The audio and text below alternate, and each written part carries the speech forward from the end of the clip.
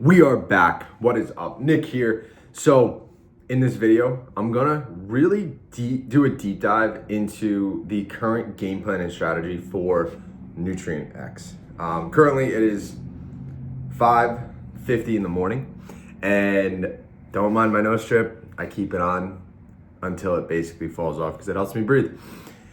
And this morning was a little eventful because as I do own my fitness studio, we are about to install these anchors for battle ropes, and I needed to provide a black piece of wood, and I needed to spray paint it, and I literally had to do it outside at 5 in the morning because I had a lot of stuff to do. So I was looking like a creep spray painting a piece of wood black in front of my truck in the parking lot. But now we're here and we're ready to get after it. So let's talk high level strategy. So when I really decided, okay, I'm gonna go all in, and the product was really tangible, right? It was something I could feel, touch, taste, and really said, wow, I feel really good, and I do think that there's product market fit. One of the biggest areas of opportunity, and this is something I truly believe a lot of companies miss when they first get started, is understanding the importance of branding. And gratefully, I have learned this because of my fitness studio.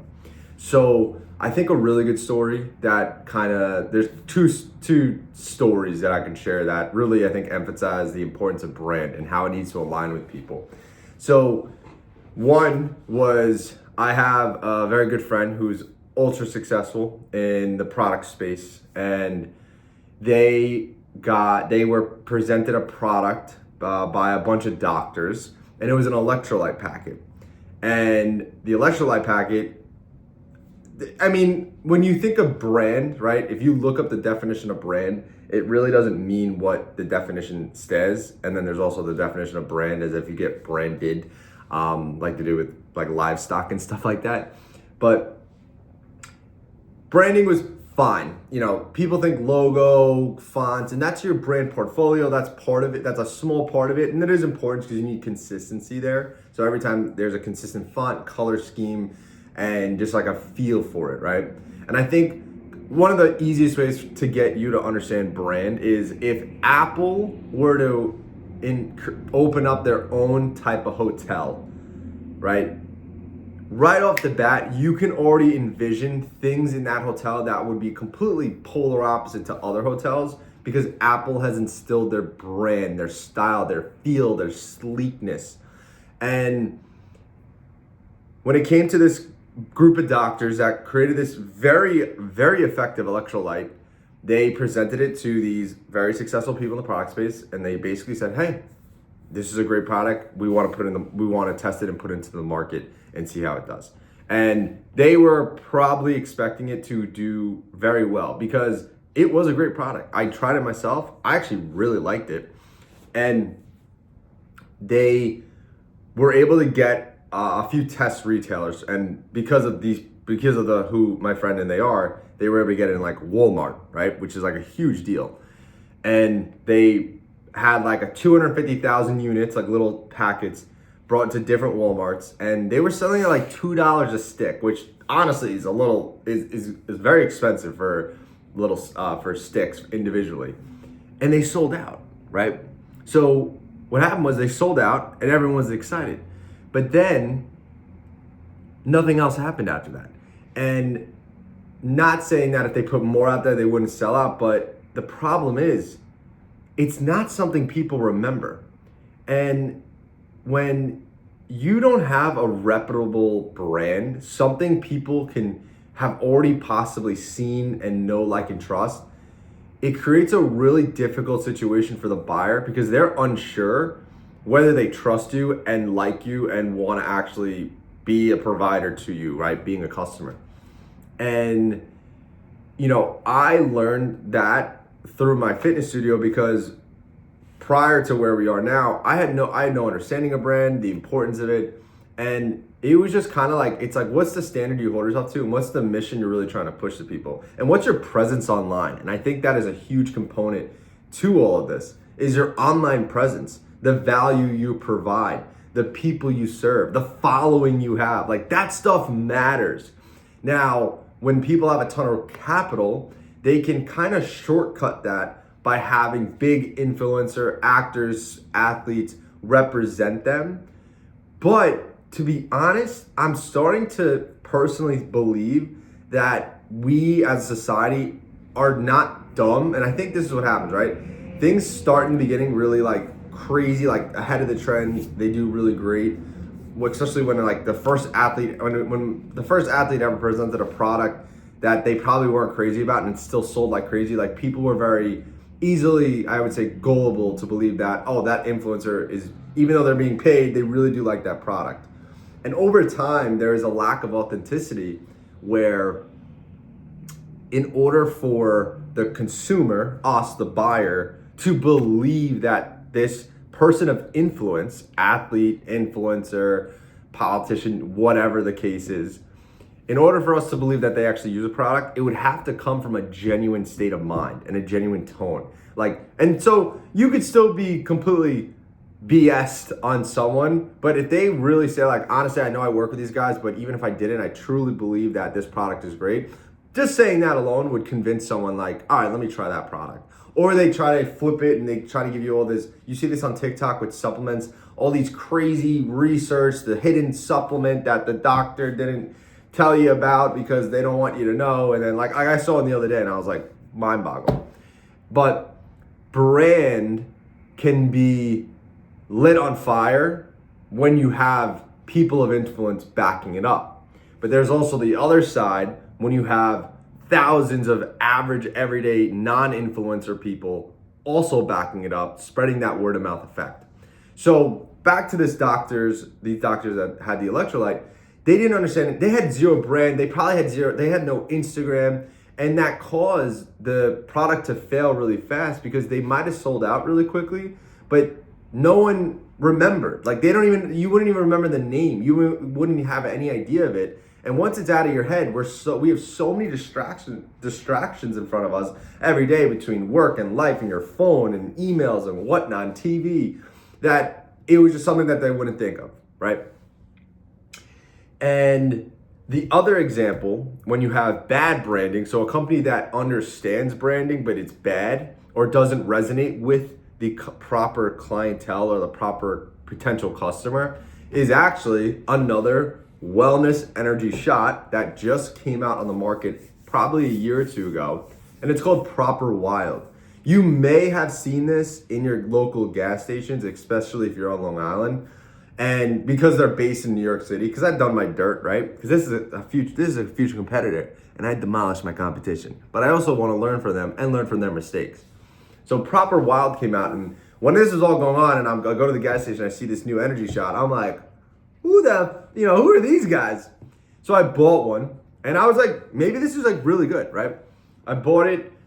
Flavor was and again, I'm not being biased. Like I just know how important flavor is, and people do struggle to not think flavor is important when it comes to a shot, but it does, right? Because you don't want to take a shot and be like, ew, that's like medicine. You want to taste it, take it, and be like, oh, this is really good. And that's why we're focusing that on NutrientX, is making sure the taste is really good.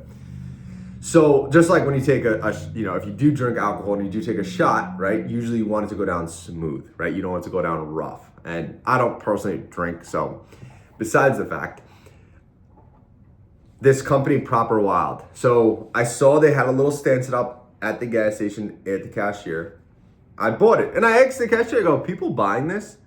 And they kind of were like, not really, like, no. And I was like, interesting. So I started looking up the company.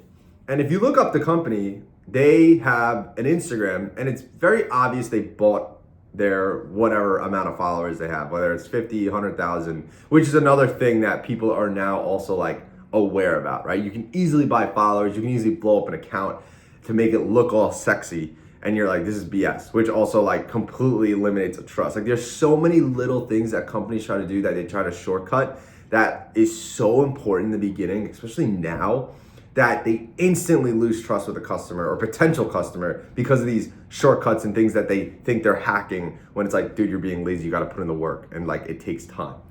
So the company, I found the company, bought Instagram followers, whatever.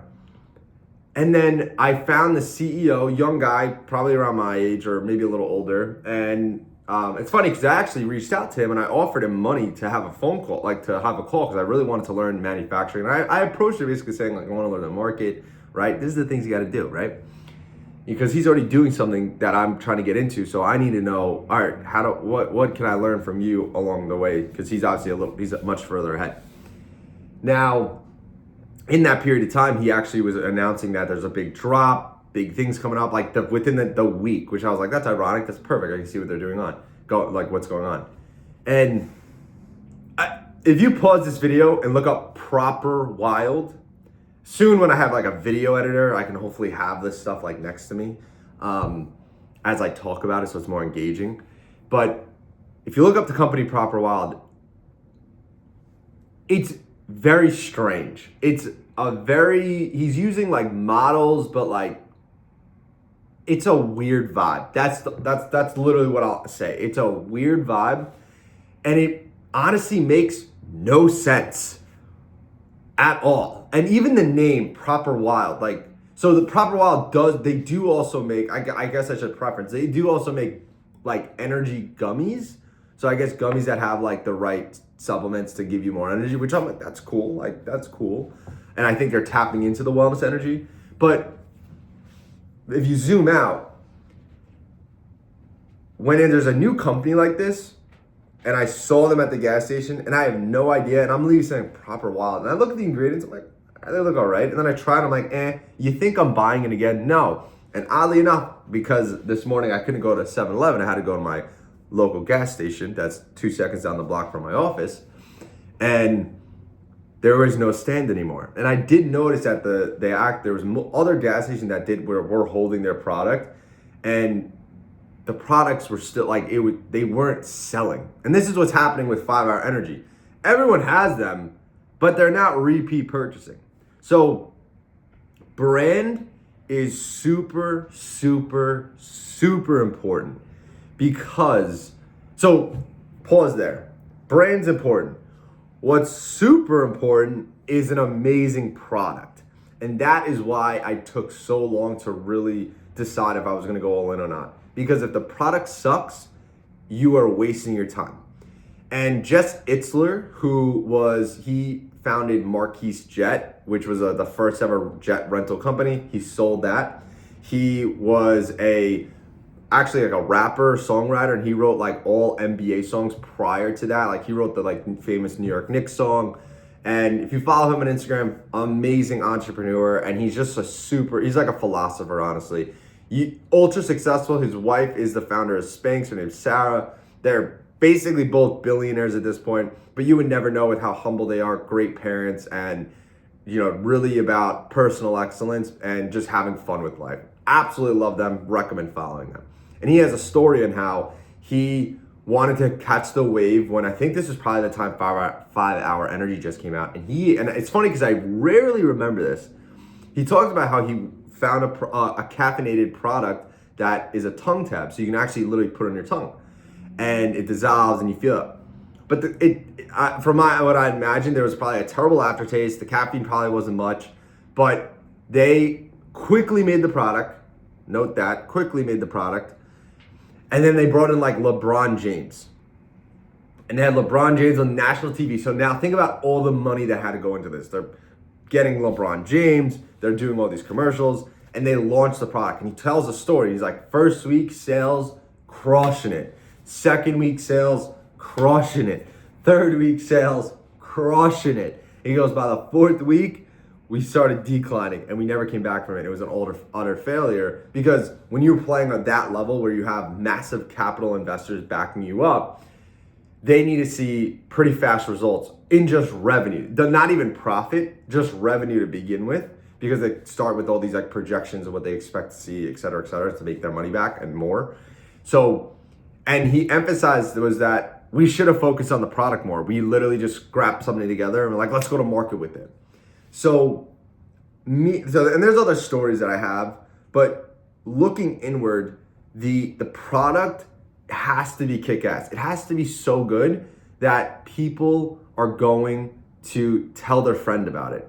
And that I think, and that's something that we truly praise here in my studio, is word of mouth marketing. Word of mouth marketing is the best form of marketing. And if you can give a product to someone and they really like it, they're gonna be like, what is this company? And then they look at then they search your website, your Instagram, your Facebook, your Google reviews, and all of that aligns and has equal branding and everything looks really, really good.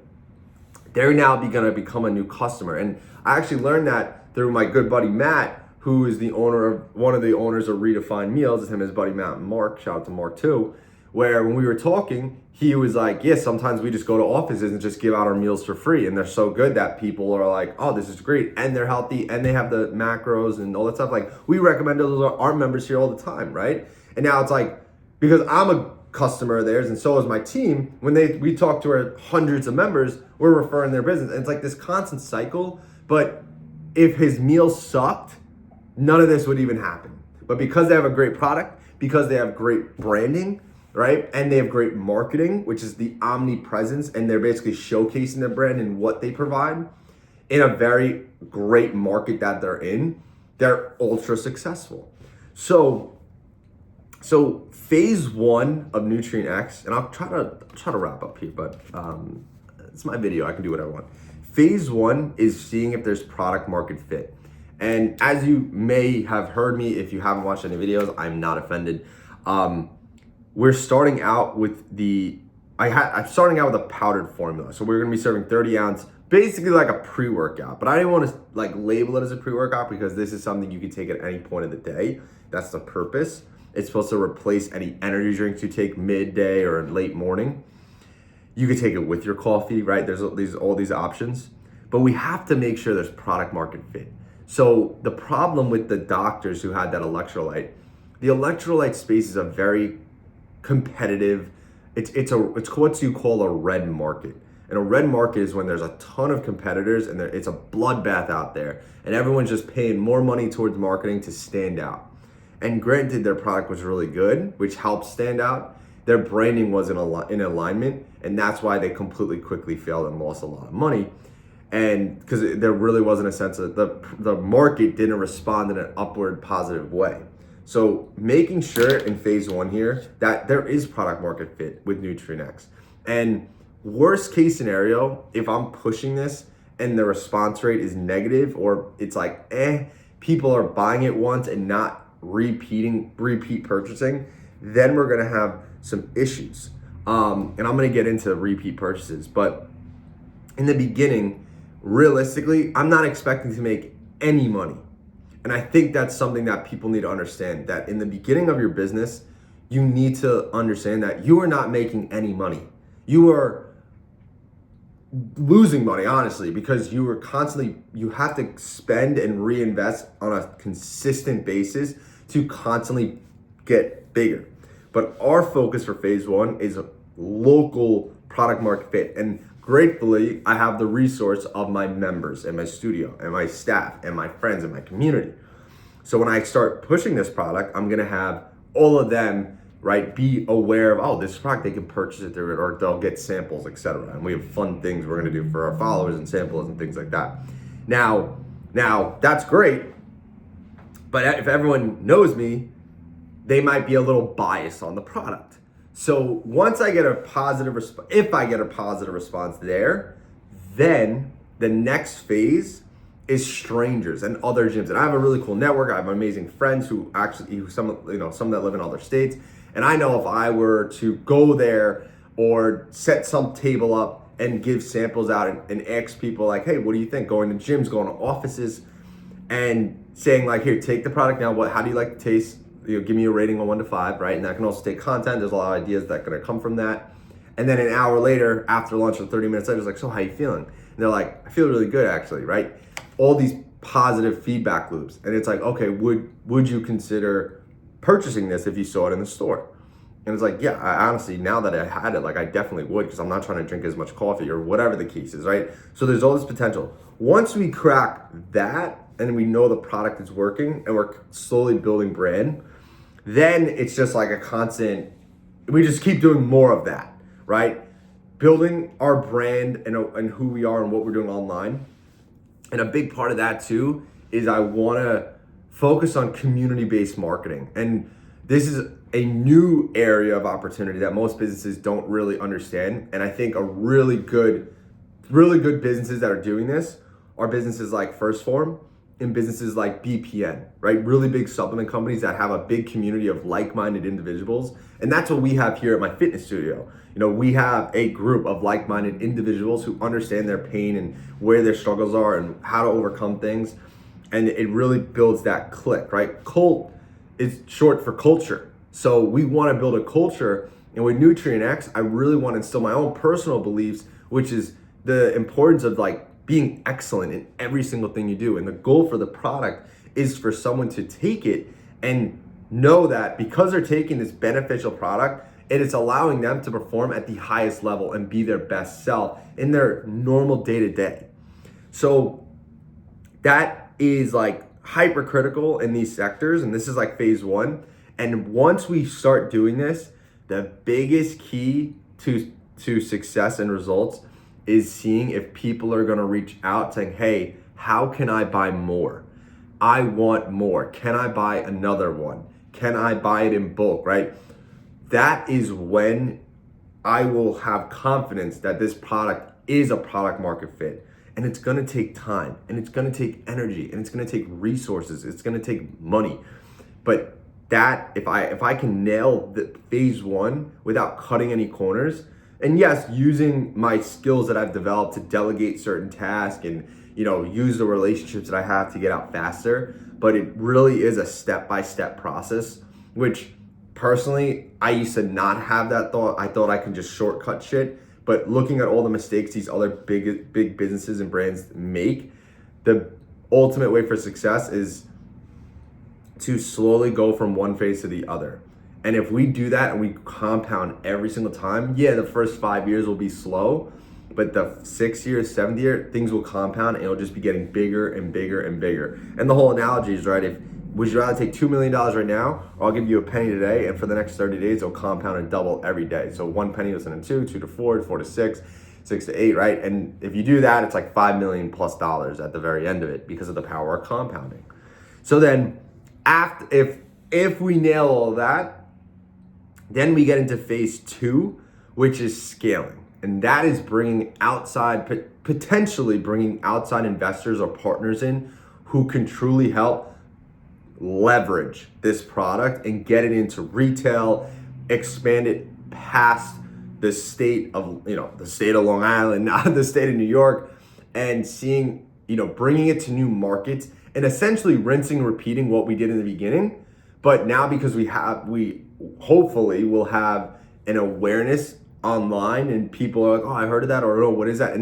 But because we have a lot more credibility essentially, and then maybe we do have local influencers, people backing up because they generally want to, and other gyms and off whatever, then it allows us to move faster from market to market. And then pretty much that phase two is when you have enough capital to build a team to basically do exactly what you're doing at scale. And then you figure out where you are succeeding, what works, what doesn't work. And now you're building this brand even more and more, doing bigger events, bigger things for people, bigger things for customers, getting more PR publicity, and it's getting bigger and bigger and bigger.